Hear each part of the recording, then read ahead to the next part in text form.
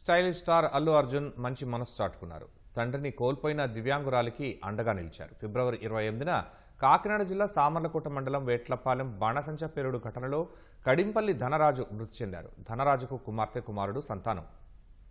ఆయన భార్య గతంలోనే చనిపోయారు. కుమారుడు శ్రీనుకు వివాహం కాగా పెయింటింగ్ పని చేసుకుంటూ కుటుంబాన్ని పోషించుకుంటున్నాడు.